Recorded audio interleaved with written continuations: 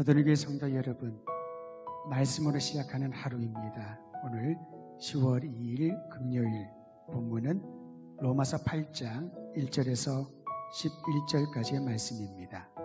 로마서 8장 1절에서 11절까지 제가 읽어드리겠습니다.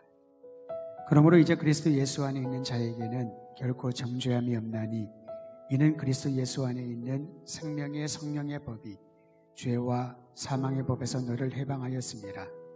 율법이 육신으로 말미암아 연약하여 할 수 없는 그것을 하나님은 하시나니 곧 죄로 말미암아 자기 아들을 죄 있는 육신의 모양으로 보내어 육신의 죄를 정하사 육신을 따르지 않고 그 영을 따라 행하는 우리에게 율법의 요구가 이루어지게 하려 하심이니라. 육신을 따르는 자는 육신의 일을, 영을 따르는 자는 영의 일을 생각하나니 육신의 생각은 사망이요 영의 생각은 생명과 평안이니라. 육신의 생각은 하나님과 원수가 되나니 이는 하나님의 법에 굴복하지 아니할 뿐 아니라 할 수도 없습니다. 육신에 있는 자들은 하나님을 기쁘시게 할 수 없느니라. 만일 너희 속에 하나님의 영이 거하시면 너희가 육신에 있지 아니하고 영에 있나니 누구든지 그리스도의 영이 없으면 그리스도의 사람이 아니라. 또 그리스도께서 너희 안에 계시면 몸은 죄로 말미암아 죽은 것이나 영은 의로 말미암아 살아있는 것이니라.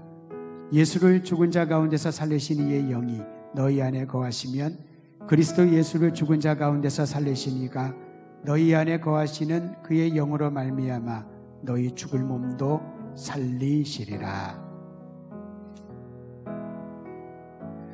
마음으로는 우리가 하나님의 법을 섬기기 원하지만 육신으로는 죄의 법의 위협에서 공고한 상태에 처할 때가 많이 있습니다. 그것이 우리의 현실이라고 성경은 말해주고 있습니다. 그런데 만일 이 상태에 항상 머물러 있다면 우리의 삶은 절망적으로 보입니다. 우리의 생각한 대로 실제의 삶이 그러지 못한 것이지요.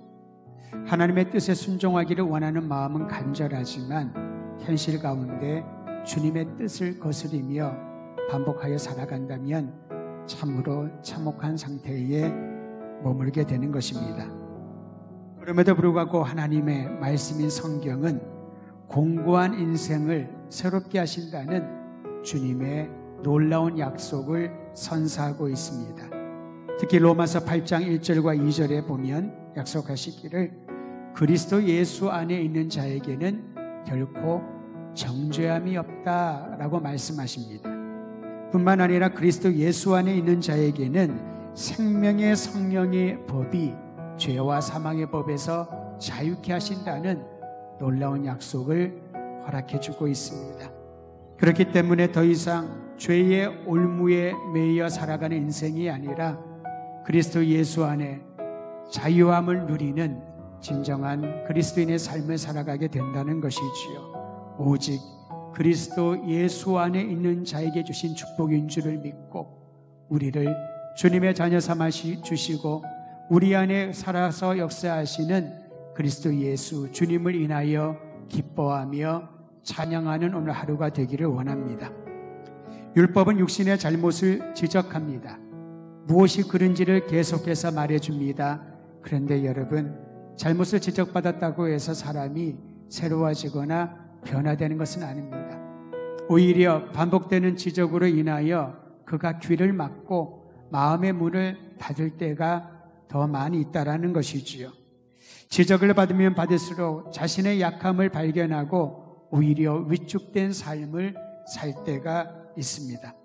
그러나 하나님께서는 이러한 우리를 위축하고 그저 잘못을 지적하는 것으로 그치지 않고 성령의 법을 따라 자유함으로 살아갈 수 있도록 도와주시고 우리와 함께 하신다는 것입니다. 오직 그리스도 예수 안에 있는 자에게 주시는 하나님의 놀라운 축복인 줄 믿으십시오. 바울은 계속하여 육신의 생각과 성령의 생각을 비교하며 기쁨과 감사로 충만한 삶을 살기를 도전하고 있습니다. 우리가 현상 가운데서 어떻게 살아야, 무엇을 바라보며 살아야 기쁨과 자유를 누리며 살아갈 수 있을까요? 육신의 생각이 아니라 성령의 생각을 하라는 것입니다. 육신의 생각은 하나님의 뜻과 거스르게 행동하게 하고 그 결국은 사망에 이르게 합니다. 육신의 생각은 육신의 정욕을 채우는 것을 목적으로 하고 있습니다. 그저 내가 원하는 것, 내 육신이 갈망하는 것, 그것이 쾌락이든 나의 인생의 목표이든 그걸로 만족하며 살아간다는 것이지요. 반면에 성령의 생각은 생명을 구하고 평안을 구하고 하나님의 법을 순종하는 것을 삶의 목적으로 삼습니다. 사랑하는 성도 여러분, 우리가 그리스도 예수 안에 있는 자라면 우리의 삶을 이끌어 가시는 성령의 생각을 따라 참된 생명과 평안을 누리며 살게 될 것입니다.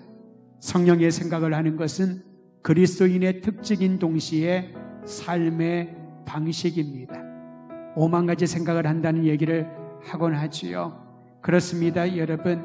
우리의 머리는 복잡하고 시시때때로 변합니다.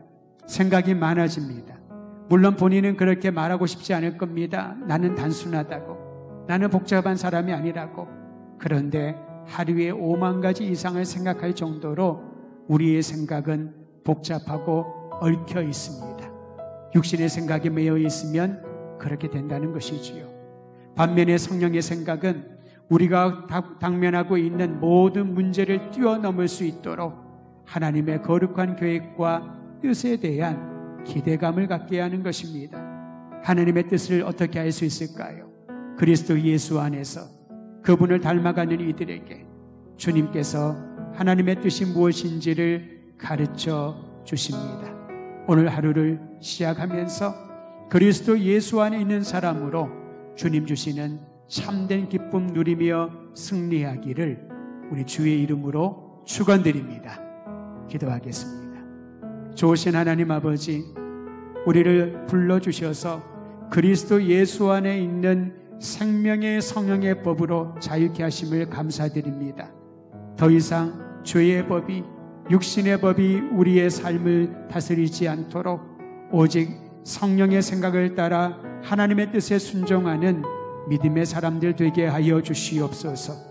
눈을 뜨면 보이는 모든 염려와 걱정이 우리의 삶을 엄습할지라도 우리의 인생을 친히 주관하시는 주님 바라보며 그리스도 예수 안에 승리를 선포합니다.